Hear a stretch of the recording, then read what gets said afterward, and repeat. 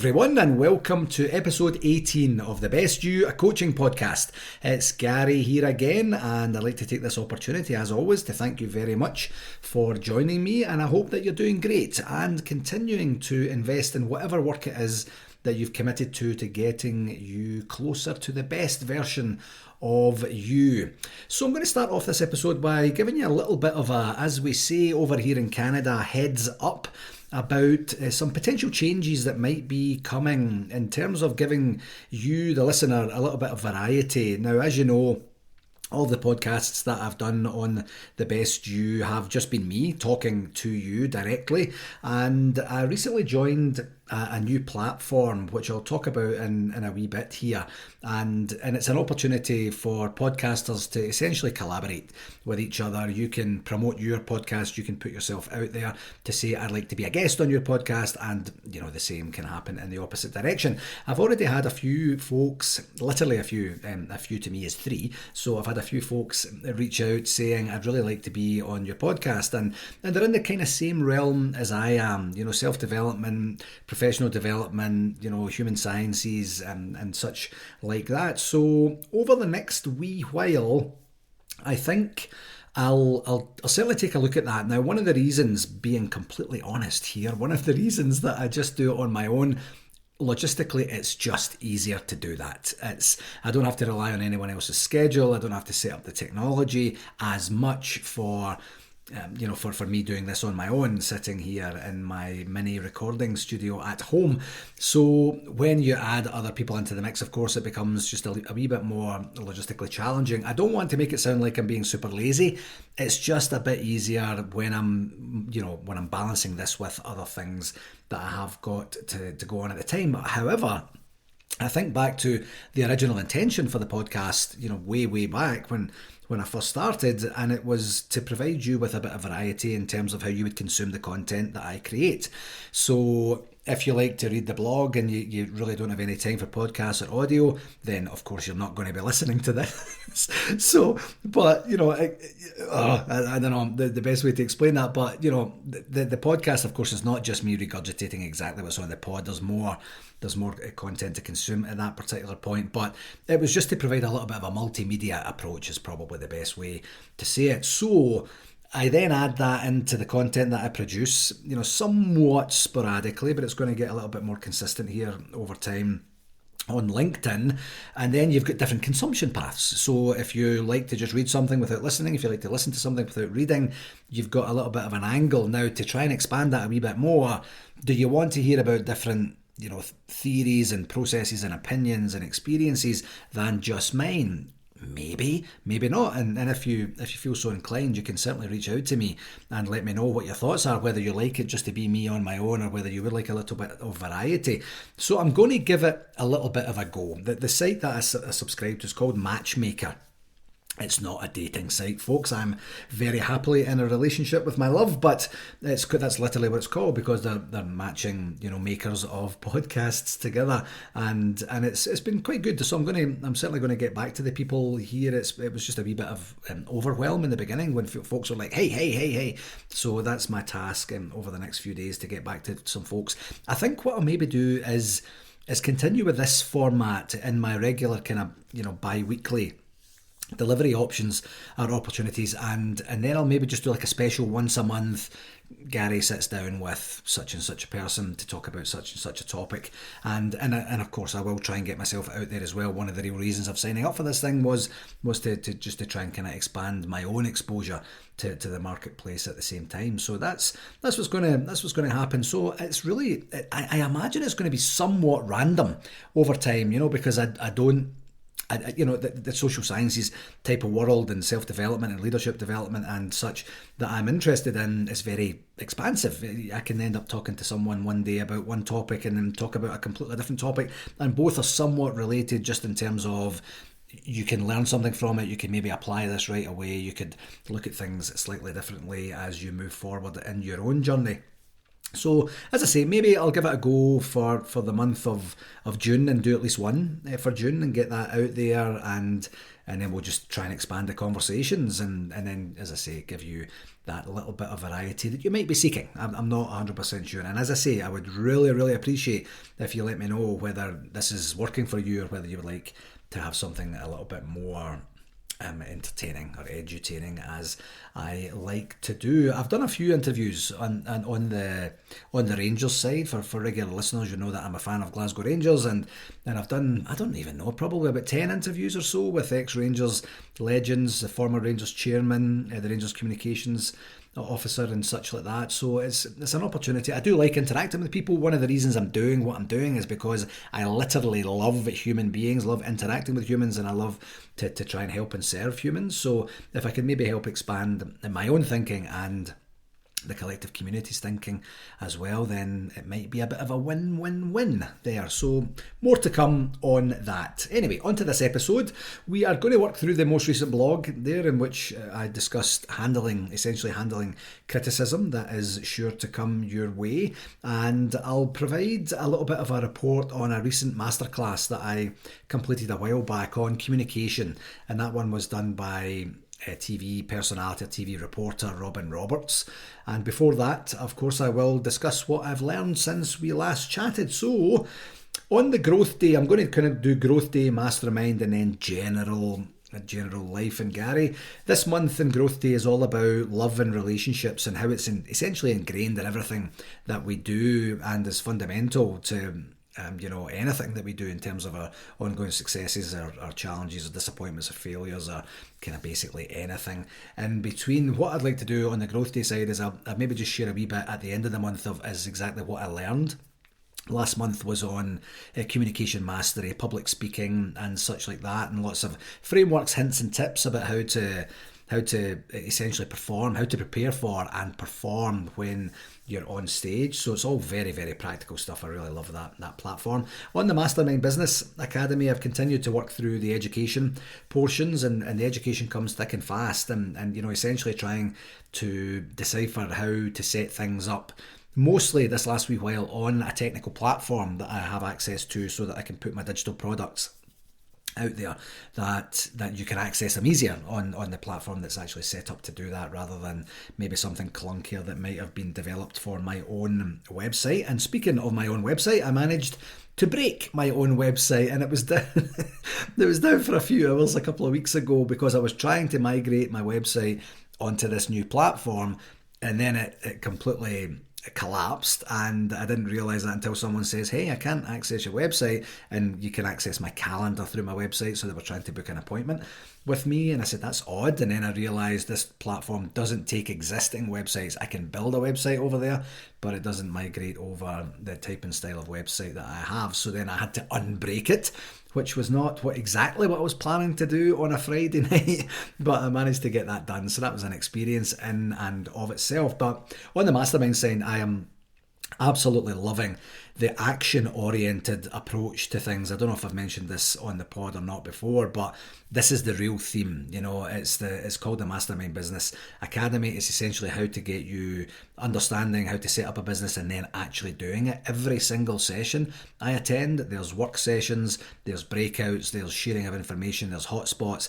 But the key part is that you leave that with an action, at least one action to take, to do something to progress yourself closer to launching your successful business. I love that. And that's honestly, folks, that's going to be a key theme for me as we move forward, going forward, because anything you do without an action at the other side, being an action-oriented person, it's a nice idea, it's a good intention, it's vapor. That doesn't mean anything unless you're going to do something. That's why every single session, coaching session that I end with a client, we use the last 5 minutes to say, okay, here's what I've captured, what you're going to do next. Is that a fair representation of what we discussed today? Is that possible? Is that feasible? And then we have an agreement in kind, and they move on with their own growth work. So action will be a real theme going forward. In fact, maybe even the subject of of a blog and maybe a future pod, something like that. And the various things I've been looking at is marketing, delivery of training, like the training modality in terms of delivery platforms and styles and such, sales, speaking careers and such, which I mentioned a wee bit earlier as well. My blockers course will be launched imminently. Actually, I'm going to get that out there. I'm probably going to start a campaign on social media, on LinkedIn, that is, on basically mid-June, and get that to test the market, quite honestly, folks, to see how much interest, if any, there is in going through this foundational fundamental course and really starting to enjoy the fruits of my labour as such. I've been doing a lot of prep work here for the last number of months, and it's time to really just get that out there and share my service with people who would want and need that. So it's good. Yeah, and I do a Friday findings on a Friday, shockingly enough, on LinkedIn, and I've been talking about different things each Friday. It's basically a topic of what I learned this week. And a couple of the most recent ones I did that I wanted to mention today was essentially my relationship with time and how much can be accomplished in a specific amount of time, because sometimes I'll block an hour or 2 or 3 in my calendar to sit down and do, for example, show notes for the pod or prep work for the blog, and I commit my time to doing that, and I do it, follow through. That's the reason for putting it in my calendar in the first place. And then I'm not sure if that 3 hours, how productive that 3 hours, 2 hours, 1 hour, whatever the time period is, actually is for me. And the reason that came up for me was I was in one of the Action Academy classes, and they said you get 5 minutes to do this. Try and create a list of as many things as you can. And then before you know it, within 5 minutes, I've got a list of 17 things of people I can contact, reach out, opportunities, warm network, people and such like that. And it's one of these things when I'm thinking maybe I need to actually adjust my time and maybe not block an hour, but block 15 minutes and just go at it. Go at it hard to get that 15 minutes of absolute value, and then move on with using the rest of my time for other work in and around that. So yeah, it's one of these things that I think is one thing that we need to be cognizant of, and it's something that will be very personal to you, and something that you obviously have to kind of manage on your own. And the last one I did actually very recently there was just essentially being open to new learnings, being open to being a different version of yourself at the end of a day, at the end of a week, at the end of the month, at the end of a quarter or a year or so, and giving yourself the opportunity to look back and realise, appreciate and celebrate the growth that you've managed to enjoy during that time. And the first part is essentially being open to growing, and the second part is being actually aware of the growth that you've experienced. So just a couple of tidbits. If you want any more of that, you can go on and look in LinkedIn under hashtag Friday Findings, and you'll be able to find everything that I've been doing for the last few months on that. And one other thing I learned a little bit on a somber side is very recently there was the 2-year anniversary of my dad passing, and I haven't talked about that much on this particular podcast, but my dad was my best friend. He was my hero, he was my confidant, he was my sounding board, he was basically everything to me, and he's no longer with us, and that makes me sad. And the thing that I'm actually just, as I'm talking about things that I've learned, is loss and grief essentially just never goes away. You just learn to grow with it, and that's the key, I think, is growth, is to use the experiences that you had when you were both on earth at the same time and able to communicate in a way that was convenient, and use that to help yourself further and grow and enhance relationships and such as we move forward. So I don't mean to be on a downer, but I think that's a positive message in terms of my relationship with the loss and grief that I've endured over the last couple of years. Okay, so let's go on to the actual content for this time, and this time we're going to do a review of blog number 19, which was essentially around 5 steps to help you respond to criticism. And I always say on basically almost any conversation that I have these days is that there's so much data and information all around us if we're willing, if we're able, if we're open to absorbing it and using it for our own and others' growth. And I believe this genuinely to be absolute. What else is absolute is that pretty much everyone in the world will be open to criticism at one point or another, whether it's be from an external party or whether it be internal between their ears. And determining what type and style of criticism it is and your reaction is essentially going to establish whether it's a positive learning experience or a negative learning experience.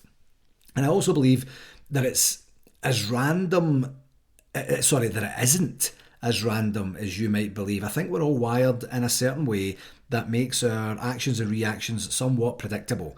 So talking about criticism, you might see, for example, on social media, people are ruthless on social media because they can kind of hide behind a platform. You're not saying it to someone's face and you can just go and say what you need. And I'll give you an example of that. A number of years back, I got a tattoo on my shin, and if you can imagine the pain that's associated with getting a tattoo on your shin, it's actually not as bad as I thought it was going to be.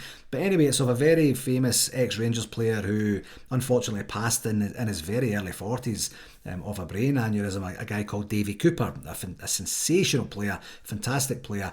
So I get the tattoo of him, which is an interpretation of two different photographs that we kind of mashed together. My artist did a great job. Then I put it out there to celebrate, saying, hey, listen, look at this is quite fun. It was on Twitter. And the amount of, I'm a Rangers fan, our arch rivals are Celtic, the amount of Celtic fans that are obsessed by Rangers is quite comical. But the amount of vile that came from people just absolutely lambasting it, using any opportunity to criticise other dead Rangers players and such, it was literally disgusting, folks. And I just couldn't believe it, But my reaction to that, the learning, the reason I mention that is the same as it always was.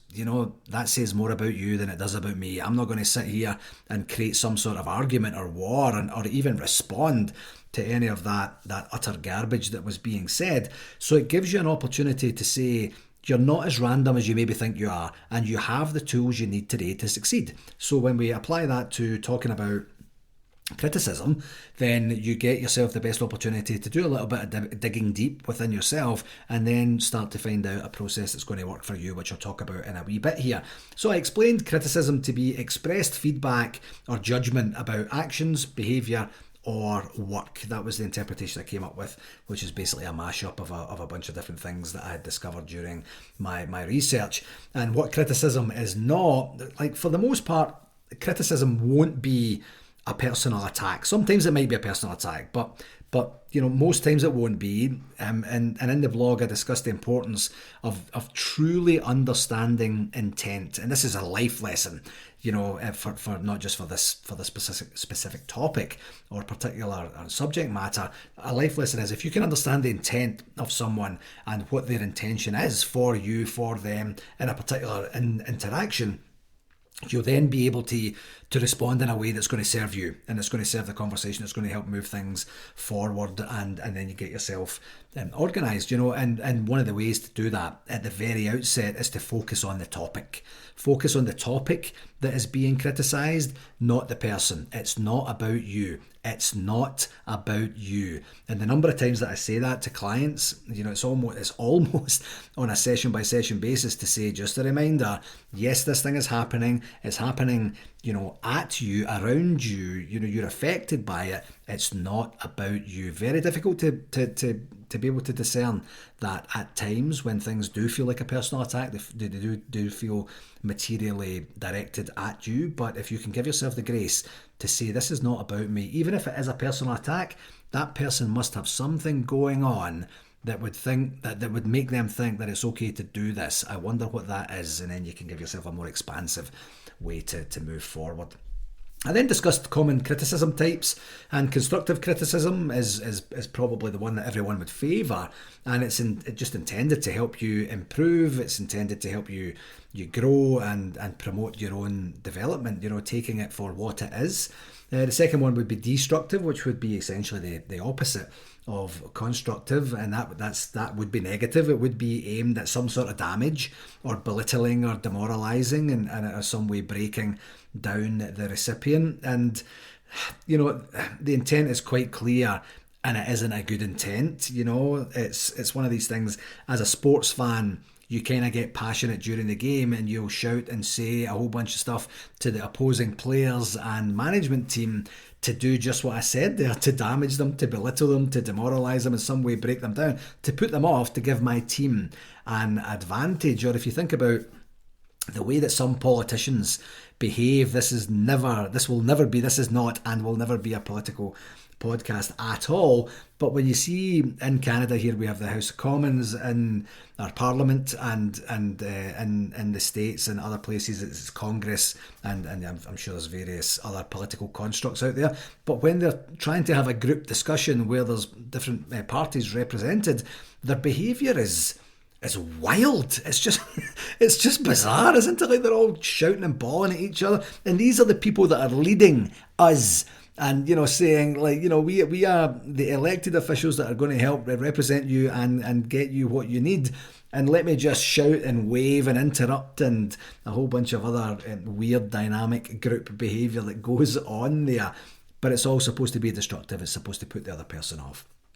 Public criticism, shared openly with larger audiences. I mentioned Twitter earlier there. It's intended to be heard by or read by a large audience, and is delivered in such a way where people would want to get that sort of exposure. Anonymous criticism, this is where it gets a little bit weaselly for me, if I'm being really honest. Anonymously lambasting someone, it just doesn't give the recipient anything to work with, and it possibly could be intended for good, but my gut says that there would be a higher percentage of negativity when it comes from an anonymous source. So just watch out for this and treat it with the contempt it deserves, quite honestly. If someone isn't willing to put their name to something and then critique your work in some way or give you some sort of destructive feedback, ignore it. Just move on. If they're giving you zero opportunity to know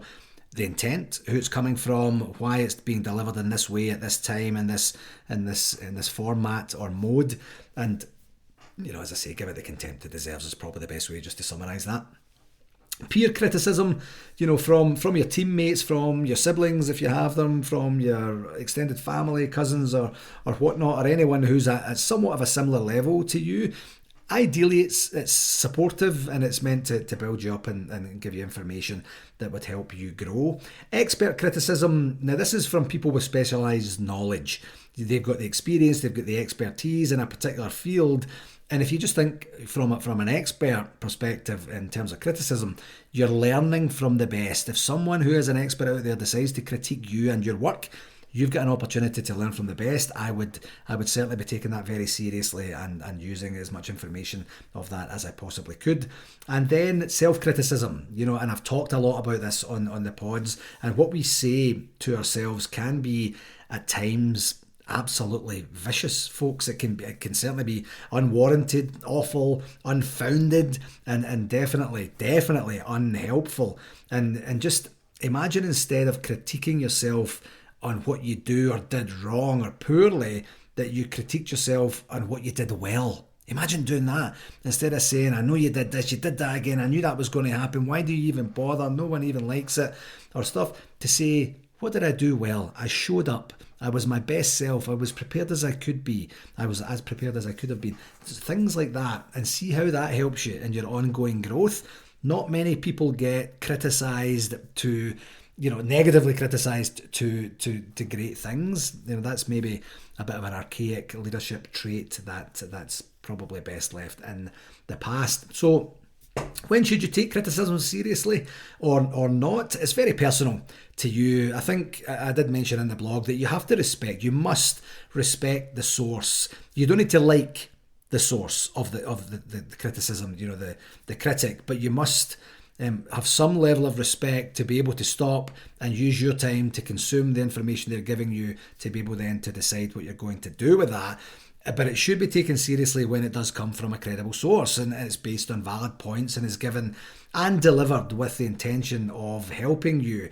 it should be taken with a bit of a grain of salt when it does come from a source that simply shouldn't be given any sort of criticism. They haven't walked the walk, they haven't talked the talk, they haven't done anything and have any sort of requisite experience, expertise, or possibly even understanding of the subject at hand. Those are the ones you give a polite nod and you kind of walk in the other direction. So the 5 steps to responding to criticism, and the key here is response. How you respond is absolutely key. And I did mention there that I read it was actually a James Patterson book many years ago. He was doing this women's murder club, or murder if you're foreign, murder club, and it was this detective in San Francisco, and the criminal in the interview room says something extremely rude to her, and she's ready to slam him up against the wall and get the information out of him.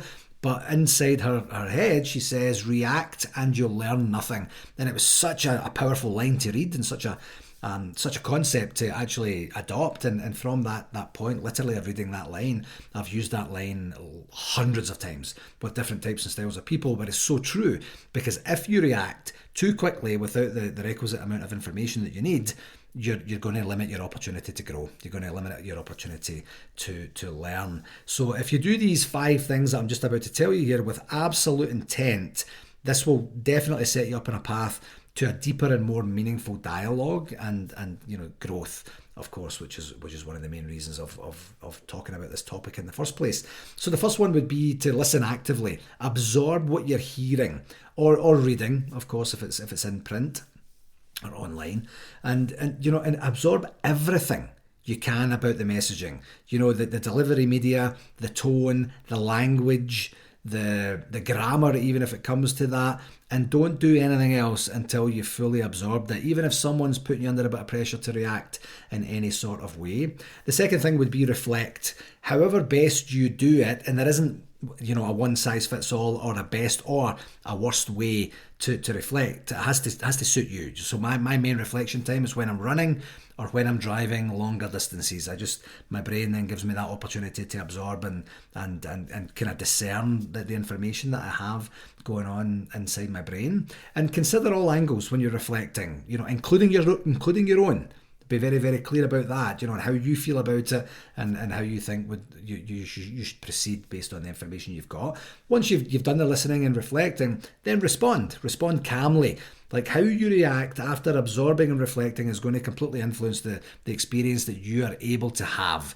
And you can be the leader in that. You can be in the driving seat so that you can then, put your best self forward.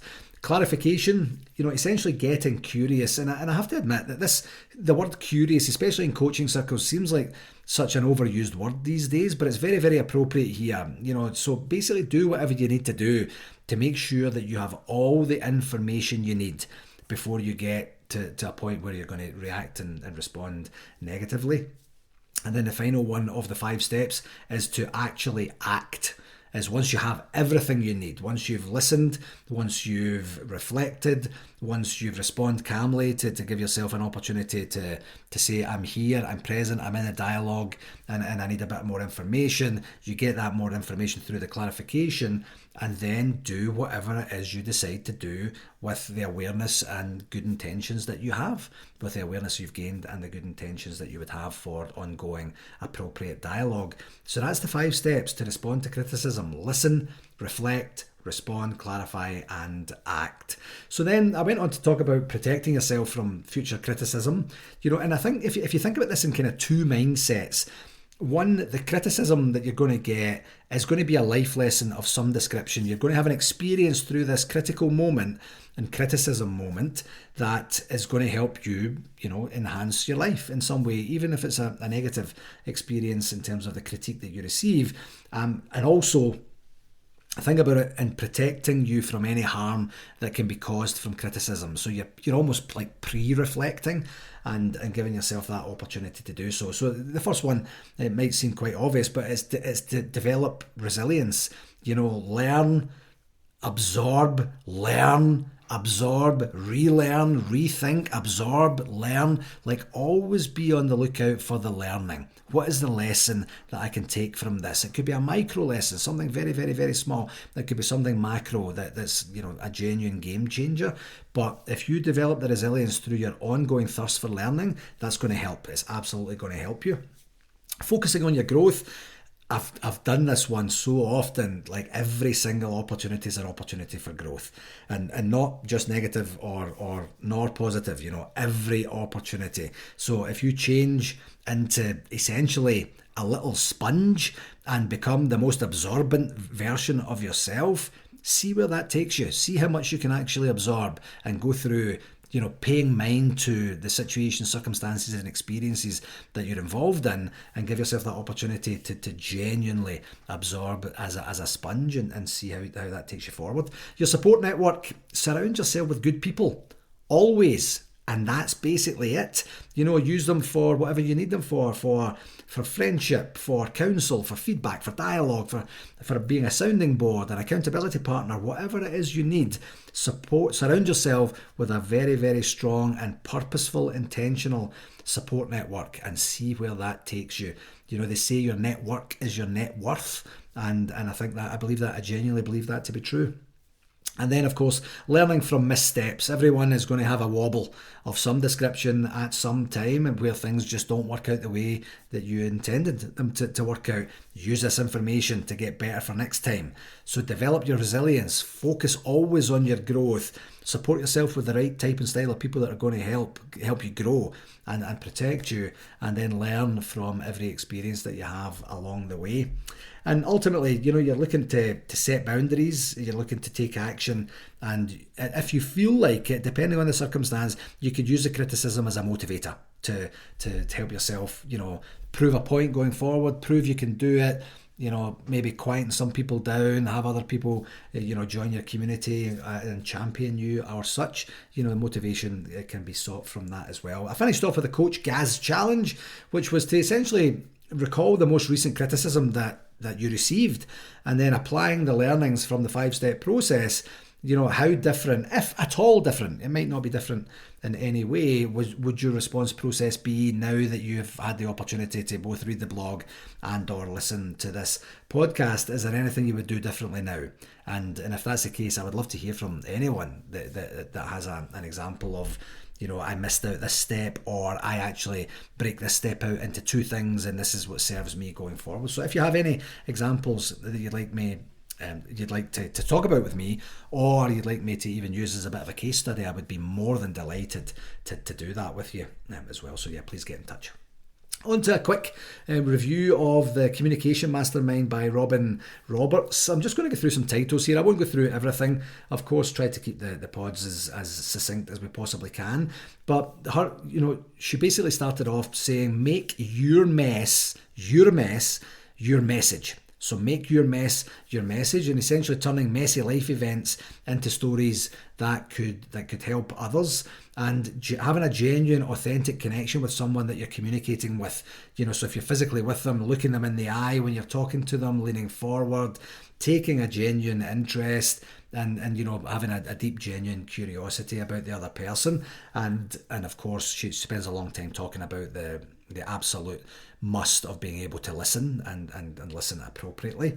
She talked about public speaking in terms of preparation equaling confidence. How prepared you are will have a direct correlation on how confident you will be when you get to your public speaking engagement, and knowing your audience by engaging your audience both beforehand, during your preparation, and as you're delivering it, and meaning what you say is very important. Sometimes you can have someone who's a very good orator delivering a message which is very well delivered, and you can just tell it's almost like a going through the motions. They don't have a lot of meaning behind that. Maybe they don't have the experience. They don't have anything meaningful to contribute other than their skills and abilities to be able to convey a message. And one of the things that she also mentioned was physically where to look when you're in a room and where not to look and when you're in a room. So if you're in a room and you're kind of giving everybody a little bit of eye contact as you move around, and then for some reason you focus on the person who's distracted on their phone or having a conversation with someone, if you focus on that distraction, you become distracted. So, a bit of preparation in advance to give yourself the best opportunity to succeed when you're actually delivering the talk. Keeping it simple and enunciating your words as best as you can. I'm struggling a wee bit with that on this particular pod because I'm just getting over a head cold and there's a whole bunch of gunk that's in the centre of my skull that just gives me an opportunity not to say the words properly, which is why I have to repeat them every now and again. She went on to talk about interviewing for a job and the importance of doing your research again, similar to the public speaking and such, showing an interest in your interviewer. And then she says, do feel proud that you got an interview because you earned it. Do be prepared. Do come in with some ideas and do dress for the job that you want.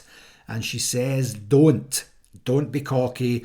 Don't prep your answers word for word, because if you get a question that's not exactly as you were expecting to be asked, or it's not delivered in a way that you were expecting it to be delivered, your word for word recital answers might end up making you look a little bit foolish if you start to stumble and stammer over your words. And don't assume that you will know exactly what the job will require, and certainly don't be afraid to ask questions. And kind of on the same vein in terms of the workplace, you went on to talk about communicating your value at work. And I think we all have done a version of this. Now, this could be communicating your value at home, communicating the value in your community, communicating your value in your relationship, at work, wherever it is. I think the overall principles are the same. And she says, do have a game plan of what it is you're asking for and why you're asking for it and how it would be of benefit to the company, to the department, to the relationship, to the community, as I say, wherever it is you're trying to communicate your value. And then know your worth. Actually be aware of what your worth is and don't be afraid to say it, and then show your worth. Demonstrate what that's going to look like. And the only don't that she has under communicating your value is don't act entitled. I've been here for 10 years. I've been here longer than these folks have been here. I have more experience. I've been involved in these projects. That's just a turn off. It would be a turn off for you. And certainly that's not what you want when you're trying to convey your value. So you take away the entitlement factor and talk about your actual worth, as I say. She talks a wee bit about behind the scenes at Good Morning America, communicating for TV, interviewing people for TV. So somewhat similar to the interview techniques that she mentioned when you're interviewing for a job. I'll just go through very quickly the list here. Do your homework, be prepared. I mean, that's a life lesson in and of itself. Think about why this person is sitting down for an interview with you. This is really resonating with me right now based on everything that I said at the top of the show this time out, in terms of getting prepared for interviewing people that I don't have a deep relationship with, that I don't know 100% of the background of what they do and why they do it and such. And it's going to be a good opportunity to sit down and really reflect on, why is this person sitting down with me? What do they want to get from this? What do I want to get from this? What do I want the audience to get from this? And kind of moving forward from there, that's certainly going to help with the preparation too. And then what information do you want to get them to share? Some of it you can preempt and during your preparation with the particular interviewee, and some of it is going to be organic during the actual interview itself. Then back to listening, of course. Show them that you're genuinely interested in them and their story and their message, and help them get that out. And then follow up on the information that you're given. When I do an interview, I probably have between half a dozen and maybe a dozen questions, and some of them I end up an interview and I've asked a quarter of them, and some of it I've asked all of them and then some, depending on how the interview is actually organically growing as we move forward. So it's one of these things, just a wee bit of a tidbit in terms of if you have to actually interview people as you're moving forward. She talks about the ethics of journalism, seeking the truth and reporting it, minimising harm, acting independently and being accountable and transparent. And then she goes on to talk about the different types of interviews that she's conducted over time. And there's a personal hardship interview, there's a new book or movie or album or service that's to be sold, sensitive subject, tangent interview, groundbreaking interview, wait, are we best friends now type of interview where you end up having a real rapport with the person that you're interviewing. Political interviews, the person on the street interview, you've probably seen those on the TV or on the internet over time, where someone runs up with a microphone and says, hey, what do you think about this, to someone in the street, with a person with whom you fundamentally disagree with. That type of interview, that can be somewhat contentious. Back to what I said earlier, you have to respect the source. Even if you disagree with the person, there has to be a level of respect there to be able to conduct a professional and informative interview. And the last one, she says, is reticent type interviews. And I would thoroughly recommend, if you aren't subscribed to Masterclass, there's fantastic information there. And Robin Roberts' one was very, very good. And her parting words were, regardless of whom you're interviewing, and or what you're reporting on, the main objective is always the same. You're there to tell a story for the benefit of the public, your viewers or readers or listeners. Helping people tell their stories is the reason to go into journalism. I thought that was really good. I thoroughly enjoyed that. Okay, my friends, well, I hope you enjoyed this episode of The Best You, a coaching podcast, and I hope it was a valuable use of your time, and that you'll join me in the future as we expand our offerings moving forward. If you did find it valuable, I would really, really appreciate if you would pass it on to at least one more person, and help us, spread the word of the work that we're trying to do together to become the best version of us. And this is where I say, have you shared it with someone? Truly, have you shared it? Pause it right now. There's only about 15 seconds to go after this, but pause it anyway and text someone to say, check this out. Go into your podcast app and look for The Best You, a coaching podcast, and listen to this episode. You just received criticism recently. This might help you out. Do that one time, please, and let me know if you get some success with that. Don't forget to check out my website, which now fully works, at garygillen.com for back episodes, back editions of the blog and such. And until next time, my friends, please do take care of yourself, and all the very best to you on your ongoing journey. I'll talk to you very soon, okay? Bye bye now.